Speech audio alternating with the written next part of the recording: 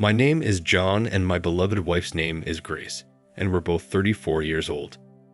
I'm not fat, but I could lose a few pounds, and I've always thought I was pretty good looking.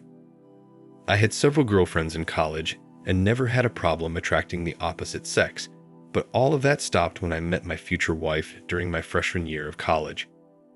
We dated exclusively until the question came up, and 7 months later she became my wife. She had several admirers in college and has never lacked male attention. She instantly lights up any room and radiates energy.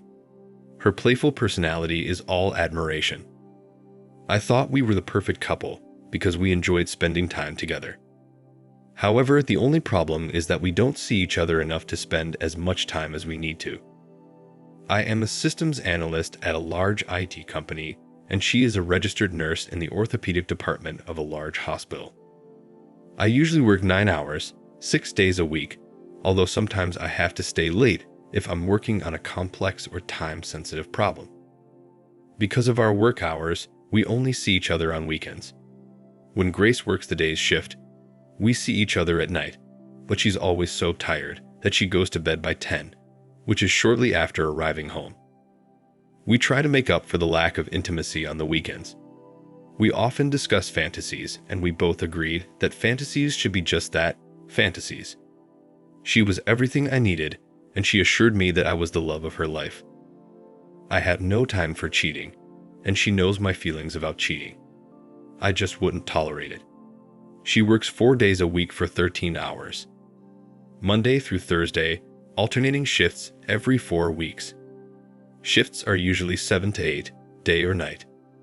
There is also a shift change period, which, since she started working in orthopedics, takes about an hour. So, on her way home, she usually comes in around 9:30 in the morning and evening.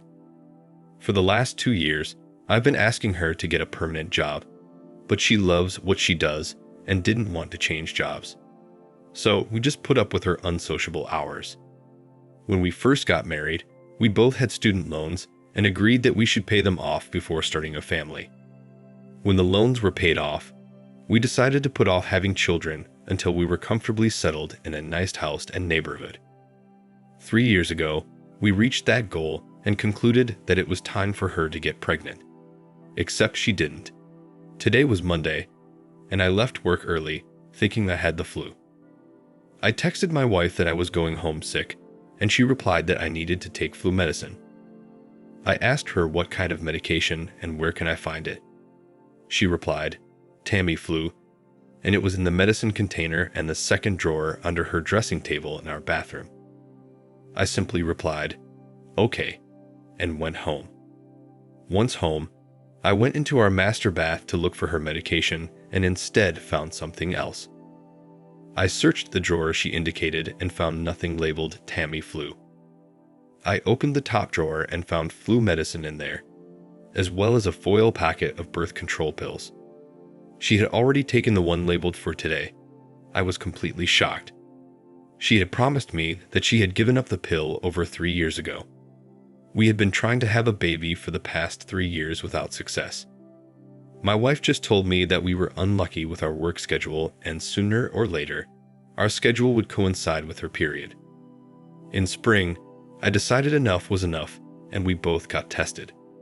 After numerous tests, our doctor stated that there was nothing wrong with either of us.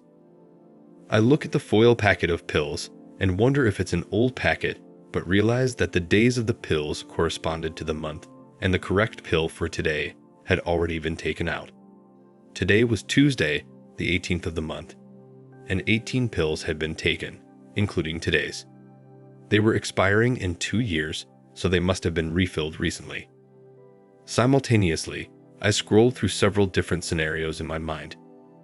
Did Grace really want a family? Was she having some sort of secret affair?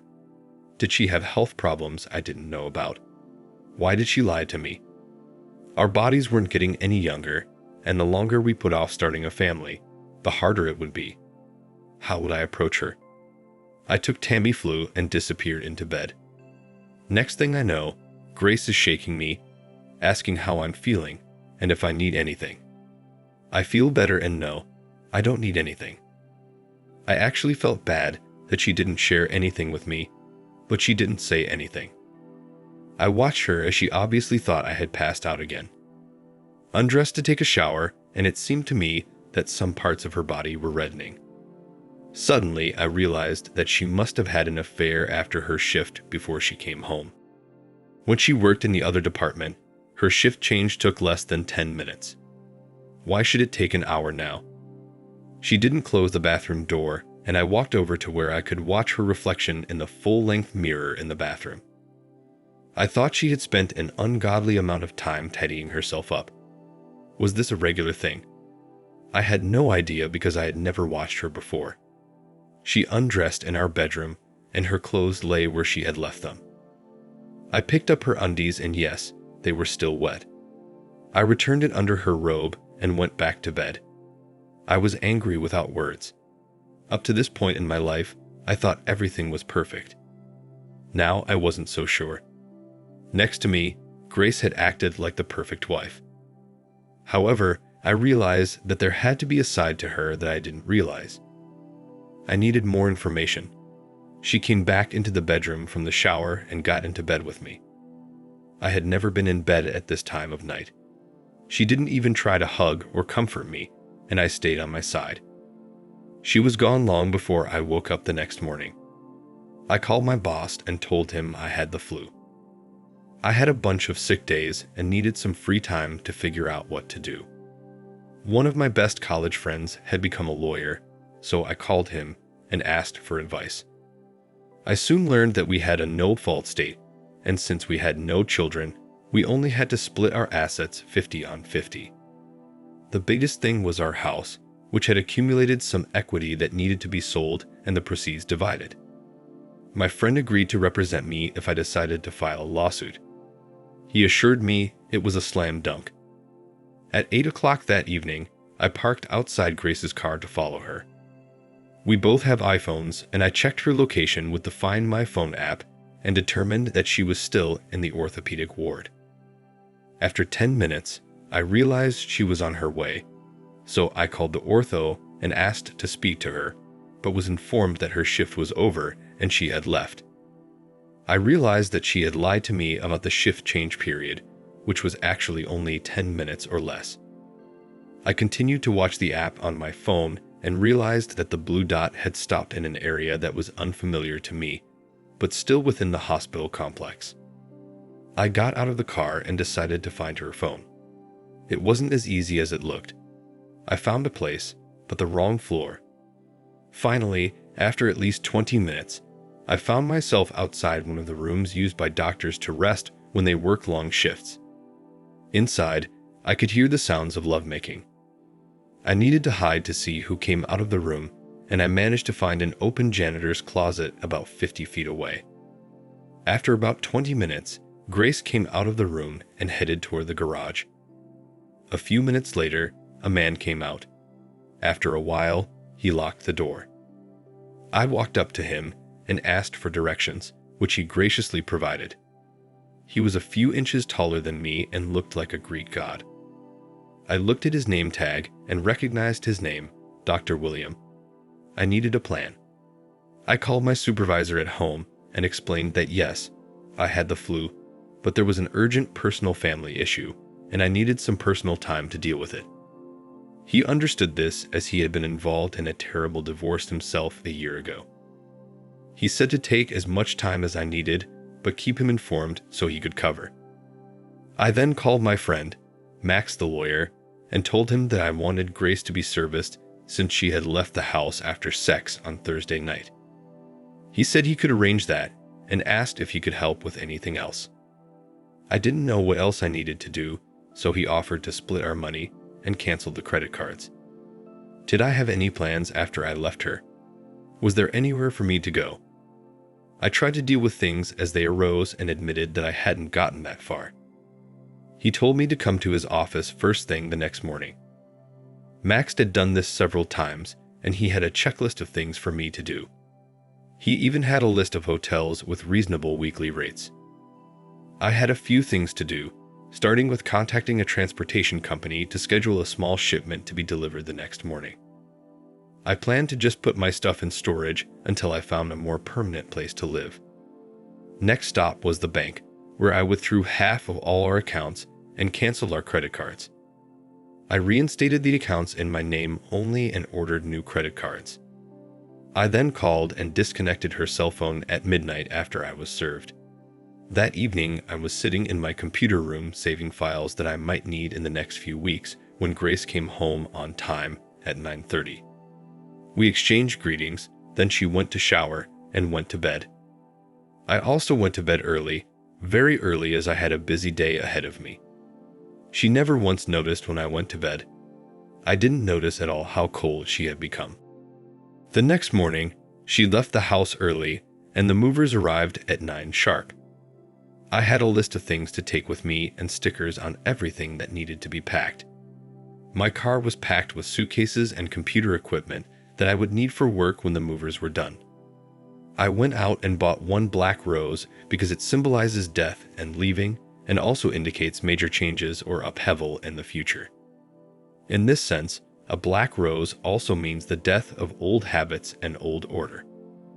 In this case, it meant the death of our marriage. I placed it in the center of the kitchen table and wrote a short note. Grace, if you remember, I called you on Monday and told you I was sick and was going home. You told me to take Tamiflu and told me where to find it. However, it was not in your second dressing table, but in the top drawer next to your birth control pills. Suddenly, several pieces of a large puzzle came together. You weren't even trying to have a baby because you were having an affair with a doctor at work. I think your affair with Dr. William was more important than our marriage, and I understand it's been going on since you were transferred to orthopedics. So many lies, how could you? I thought we had a great marriage and trusted each other completely. I thought you loved me, and now you've broken my heart. Surely you knew that when I knew. Our marriage was going to break up. Guess what? Since we have a no-fault state, I don't need proof of your infidelity, which by the way would be very easy to obtain. I split our accounts and took everything I wanted out of the house. Have you discovered that your cell phone and credit cards may not be working? By the way, find somewhere to move because in 60 days, I'm listing the house and anything left inside will go to Goodwill. Now you're free to do whatever you want. I bet he's married and has a family, doesn't he? You have to realize his wife will find out. What will the hospital say? Remember when I said I wouldn't tolerate infidelity? I'm just preparing you for what might happen in the future. Not your husband anymore, John. Here's my wedding ring. I don't need it anymore. So I left the paper with the ring on the table and left the house. I checked into one of the hotels with a weekly rate and waited. Grace was served by a deputy sheriff who worked for Frank in his spare time. His specialty was service. Apparently, she had a tantrum and passed out. The doctor had to come out of his room in his underwear to render aid to her. But an hour later she called, angry and wanting to know why I had sued her for divorce. I asked her why she even asked such a stupid question. I told her that she had been cheating on me since she went to the orthopedist, which was over 2 years ago. She asked when I found out about her affair, and I told her last Monday when I was looking for Tamiflu. I found her birth control pills. I heard her sigh on the phone. After that, it was easy to figure it all out. I disconnected the phone call. Apparently, she hadn't read my letter. I didn't get much sleep, but I decided to go to work the next day. I found a mountain of work that had piled up. I had nowhere to go or no one to go home to, so I started working 16 hours a day, 7 days a week. Max and I talked often, and one day I asked him if the doctor was married, and if so, was there any way to let his wife know? He would consider it. Grace was fighting the divorce. I hadn't seen her or heard from her, but her attorney was in contact with Max. The hearing date was approaching, and I found myself in the same room with her, though she wasn't looking at me. I was wearing a suit with a black rose in the lapel. The judge was unfriendly and didn't like divorce cases.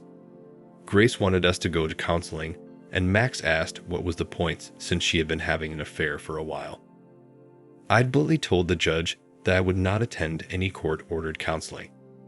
I didn't care if he put me in jail. As far as I was concerned, my wife was a lying, cheating, deceitful girl, and I didn't even want to be in the same room with her. I told him that in his opinion, I had done nothing wrong and that it was Grace who broke our wedding vows that led to the divorce. Sent her to counseling as she was the one who needed it. I was quickly found guilty of contempt of court and fined. I didn't really care. I was furious and Max had to get me out of court before he could say anything that would send me to jail. He reminded me that it was only a hearing. I asked Max to find out if Grace was avoiding the doctor. I wanted to do some serious damage. Max hired a detective who set up a video camera in the doctor's break room and filmed them after hours. She was also caught trashing me on audio tape. The sex would make an X-rated movie look G-rated. There was almost no kissing or touching. They were just duck buddies. I asked Max if the hospital could be held accountable now that we had video evidence. He didn't think we could use the video in court, but certainly the video, if leaked from an anonymous source, would give the hospital a bad name and attract unwanted publicity. He advised me to wait until the divorce was finalized and then send a video to the hospital administrators, the doctor's wife, our friends, and family. He gave good advice. If she was fired before the divorce was finalized, I would have to pay alimony. I, of course, did not want to do that. Finally, the day of the divorce came, and the judge ruled in favor of divorce without consultation. He said too much bad blood had already been spilled, and he felt our marriage was beyond repair. So the divorce was granted. The next day, the video leaked from an anonymous source completely unrelated to me. Shit quickly hit the fan. Grace called me and asked me why I did all this. I told her that there was no proof that I had leaked the video. However, I wanted to thank whoever had done it. I also reminded her that I would not tolerate being cuckolded, and she did it to my face and even continued after I filed for divorce. She had dissolved 2 marriages. I said it could be worse, and she said it could be worse. It got worse the next day when our family and friends reacted to the video. Everyone took my side, and no one had nice words for her. Everyone thought we had such a perfect marriage. That was 3 years ago, and I haven't seen Grace or heard from her since. She's been shifty and badly burned out. I married a second time to a wonderful woman, and we have a 1-year-old daughter. My new wife wants a big family and plans to be a stay-at-home mom. That's what I've always wanted. If you are wondering what happened to Grace and William, they had a hard life. Grace tried for almost a year to talk to me. I'm not sure why she tried. I didn't give her a chance to reconcile. Both William and Grace were unceremoniously fired. William's wife filed for divorce. Grace could have handled it, but then I sent out the video to our friends and family. It was the final blow to her, so she started thinking about leaving to start over. If she hadn't tried to contest the divorce, she might not have lost her job.